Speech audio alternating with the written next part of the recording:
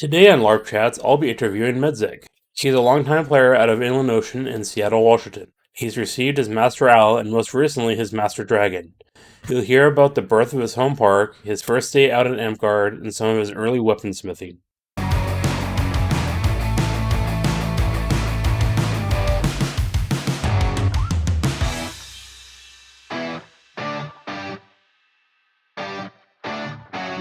Hello and welcome to LARP Chats. I'm your host, Bill Norn, and today we have Medzek with us. Hi, everybody. So, how long have you been playing?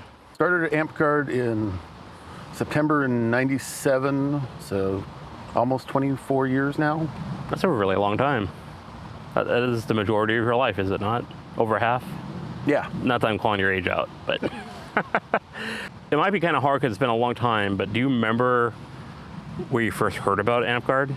Yes, actually. At the time I was going to the Art Institute of Seattle, and there were flyers that were put up. Old school. I'd been doing tabletop role-playing games and board games all my life, and had done a little SCA when I was in like late teens, but I was looking for something.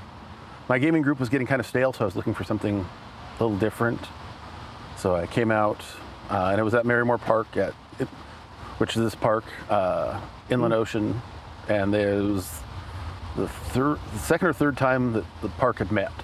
Oh, that's really new. I was like the 6th member of Inland Ocean. 6th?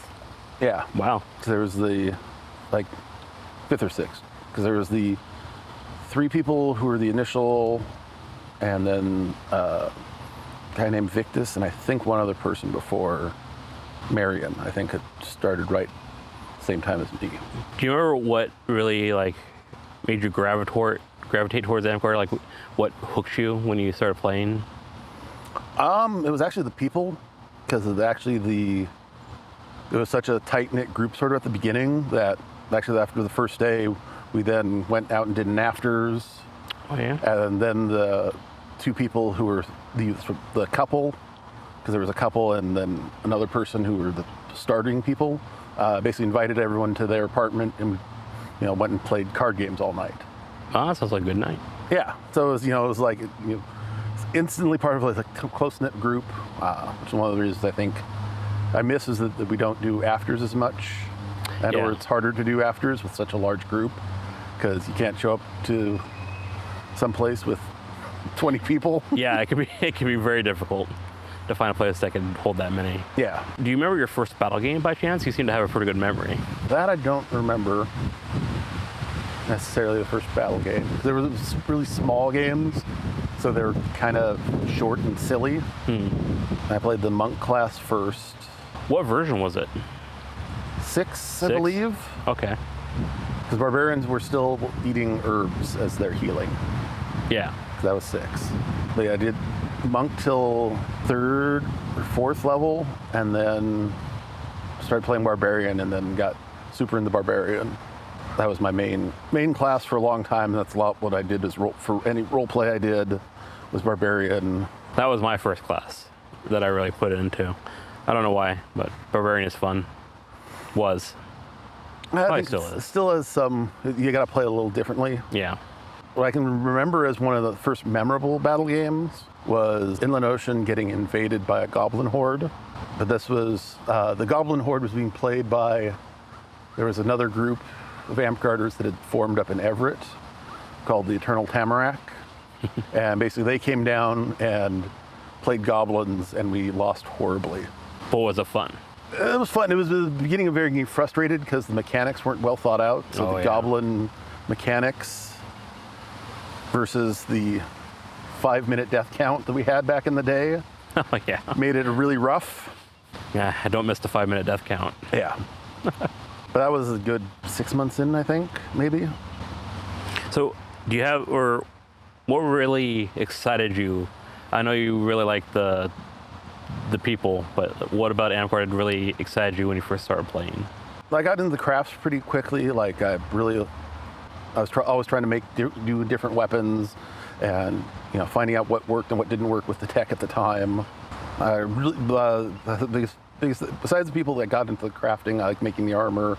Couldn't sew worth spit, but I made, I did my barbarian garb was a sort of kilt for the bottom half, and then the top half was fake fur felt stuff that I hand sewed, and then had sewed on rough hand sewed all these different pieces of leather on. So I was trying to get some armor on. Yeah, sounds like good barbarian garb. You still have it? No, it disintegrated because of the way it was built. It couldn't easily be washed. So several years of use basically got it to it had to be retired. It was nasty. That's a good reason to get rid of it. And I retire kept it. parts of it I recycled into something else, and then I ended up giving that to a young new player. I still know where it is, but that person doesn't play anymore, so I'm kind of tempted to ask for it back, so I'll pass it on to someone else. But yeah. Do you remember your first campout? Again, I don't remember if it was the first campout, but I remember the first campout that IO ran, which was an interesting, because we were such a young group. We did the thing which was rare at the time, where we had a dry event, because actually at the time there was maybe 3 of us who were over age, and the rest were teenage kids, so we didn't want to run the problem. It was at a state park down sort of Renton-ish, off the I-5 corridor. Bell gaming there was interesting because it's on a cliffside, so basically we had to make sure none, arrows and stuff didn't go over the high bank cliffside down into the sound. Is there any memories that really stick out from that first event or campout that you went to? Oh yeah, there's several. I pulled a 10-hour gate shift. Oh my goodness. And had fallen asleep at the gate, and the park ranger kicked my foot to wake me up, and he was super pissed. Oof. He was like, "No one has ever slept in this spot." I'm I fell asleep while at gate. He's like, "Well, gate's not supposed to." Let's see. That's where I got nicknamed. A lot of the old school friends of mine call me by still, which is the MGM, which was the Medzek guided missile, because we were doing a sort of like a bear pit fight at night, and basically I started running from the far side of the clearing and jumping over a picnic table to get into the ring. Oh wow. Because I was 21 and in good shape, and let's see, I also slept I didn't take a real tent. I used a bunch of tarps and found wood on site to make my barbarian tent, which ended up being more of filled it with blankets, and it was actually kind of nice and warm. And glad that worked out. Yeah. Doesn't always work out. Yeah, no, it could have gotten really bad. Do you remember your first big interkingdom style campout, or just one of the earlier ones? Yeah, I'm trying to think about the earlier ones.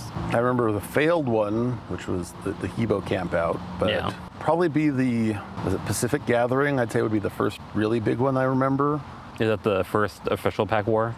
That was the one before it became pack war. Oh, okay. Because it was Pacific Gathering and then pack war. Right. Okay. So how did that go? Good. I don't remember a lot. I remember the site because I think it had a waterfall at it. Oh. And I remember coming across someone's spell balls that had batteries in them, but... Oof. Big oof. That's really about all I remember from the campout. How about just any big campout early memories that you might have? Not necessarily from that one, but... 1,000 Stars, where it was it the church versus everyone. That was a fun campout. And how'd the battle game go? We ended up losing, but it was a near thing, even though we were at least 2-1. But we had great fun with that, because me, Thad, and Mackay had made a bunch of the slingshot, sort of the water balloon slingshots. Oh, yeah. We were using those as siege engines, and they were our Goblin War engines. Nice. And the rules at the time let anything thrown from a siege engine was white. So we also got every throwing weapon that we could, and recovered a bunch of spell balls. So we just had this We had like 3 of them and just this ton of ammunition too. And we'd made like siege walls that we could quickly put up. They were like bamboo and tarps. So we all set up, and then it ended up, because they had a castle in Stormhaven, and then it was so windy their castle wouldn't stay up. So then all our stuff worked even better that they didn't. But it was hard fought battle, and it ended up being pretty close with us being pretty outnumbered. But Well, that's really good, because sometimes battles like that just are completely one-sided and terrible. In my experience, it's hit or miss, and I'm glad that was a good experience. yeah, that was back when the Church of Apocalypse was in its heyday. I remember those days. What was the first thing that you did in Amtgard that you felt like you were proud of? First thing I did in Amtgard that I was really proud of. It's hard to think of sort of some of the early stuff. I did some, like when I got like my first awards for stuff. But that was actually several years into playing, because we only had like 1 or 2 people who had done Amtgard before. We didn't have a good award culture Oh, yeah. at Inland Ocean until we got later transplants. Basically, it wasn't until like early 2001 that we started giving out awards consistently. Oh, that's a couple years. Yeah. Some of the awards, early awards I got, 'cause I'd made some like model siege engine models that I got some awards for, and I really liked those models I'd made. Oh, you said that you liked making weapons and stuff when you first started. What weapon did you make that is not meta now that you think that was kind of ridiculous but super fun to play with at the time? Oh, big into the red weapons. So I had very sort of cobbled together two-handed battle axe. That was, the pound per foot Oof. red weapons, which were, I think it was only a 5-footer, but still it was, I like that axe. I tried all sorts of things. I had I tried to make the commas. Oh, yeah. Those lasted, 1 day, and then the PVC shattered on them, so those were out. I was trying to make weapons based off of Dark Sun weapons. Nice. From that role-playing universe, which were interesting. For a while I guess they'd be modus now, but it was basically just a small shield that had a straight point. Oh. And had to get special permission from a park to use those, because they were sort of punchy weapons. Oh, yeah, I can see that. But they didn't work out very well, so they lasted a couple weeks, and then we're like, yep, no, these are no good. I had made a Klingon dagger for a while, the Mechlith, I think. Yeah, I think that's right. Had one of those for a while. Just large hammers. Oh, I haven't seen hammers in a while. I had this beautiful one that hit it sounded like it was a dump cement truck, but it hit super light too, because it was all like couch foam, and like I could take like an empty cigarette box, slam the hammer down on it when it was on like a table, didn't affect it at all. Oh, nice. But it was also back in the day when you could still get away with duct tape weapons. different creativity than you can. That's the other thing I was big in duct tape. That was one of my early proud things, is I had a big book for playing Wizard that was foam and duct tape, but actually had nice. real paper pages in it. It was my throwing spell book. What was it? And then, because we had required wands, I had made a foam, looked like a space ray gun, and that was my wand. Nice. Red duct tape, covered in red duct tape. I just picked up sticks. I think it's much cooler to have an actual wand, though. What's something that you miss that doesn't exist in Amtgard anymore? I do kind of miss, even though maybe it could have been played better, is some of those, but the props better. Oh, yeah. Actually requiring a wand, LARPy, I guess. Yeah.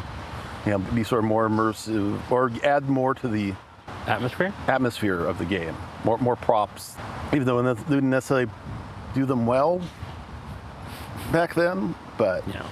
I do kind of miss those. I think those could be fun. I'd like to see. Yeah, I could see that being pretty nice to have still. But I also think we're sort of shifting back there. I've seen it go, because like when it started, we were very silly young people, at least up here. And I also haven't done any. I've been to out of Northwest once for only one time, so I don't have much experience with Amtgard culture elsewhere. But like we started off silly and flirby and LARPy, and then it became very sport stick jockey. And now I think I've seen last couple of years a change back to a more, at least maybe not flirby or LARPy, but a more emphasis on the games, which helps a little bit more with sort of the atmosphere. Thank you for watching LARP Chats. Please thank our guest Medzek for coming on our show today, and I will catch you next time.